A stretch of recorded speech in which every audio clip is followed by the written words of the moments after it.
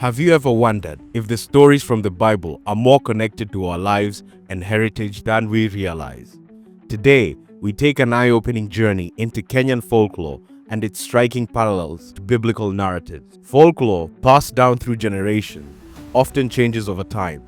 Details may be forgotten, stories embellished, and facts euphemized.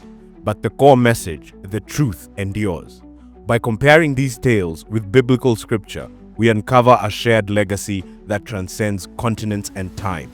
Let's begin. Moses and Masese. In the Daw'ida community, the story of Moses takes the name of Masese. A barren woman, longing for a child, was gifted a baby by a bird at the river, a symbolic echo of Moses being found in the Nile.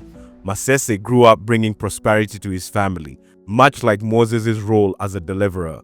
Driven away after a misdeed, Masese's departure mirrors Moses' fleeing Egypt after killing an Egyptian. Both figures carried the blessings of their heritage, leaving an indelible mark on their people. Nebuchadnezzar and Nyang. The Daw'ida also tell of Nyang, a stubborn child left in the forest by his father.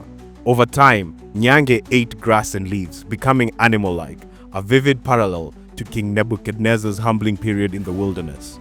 Both stories remind us of transformation through humility and redemption. Jepa and Jepa.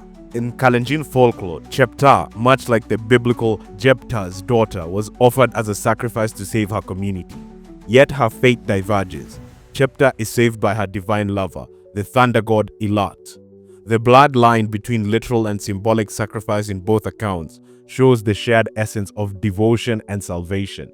Nehemiah and Mukite wa Nameme. Mukite wa Nameme, the Bukusu Nehemiah, led his people back to their homeland, rebuilding and training them for self-defense. Much like Nehemiah in the Bible, Mukite displayed leadership, unity, and the resilience to restore his people's glory. King David and Nabongo Mumia. The life of Nabongo Mumia, the Wanga king, parallels David's rise from shepherd to ruler. Despite his father's doubt, Mumia proved his worth, just as David's victory over Goliath earned him kinship. Both figures unified their people through wisdom and strategic marriages, ensuring lasting stability. Samson and Fumo Liyongo.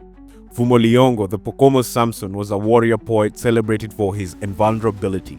Betrayed by his son, he fell to a copper pin, much like Samson's downfall from betrayal. Both tales reveal the vulnerability of even the mightiest when betrayed by those closest to them. Goliath and Lwanda Magere. Lwanda Magere, the Luo giant, combined elements of Goliath's might and Samson's divine strength.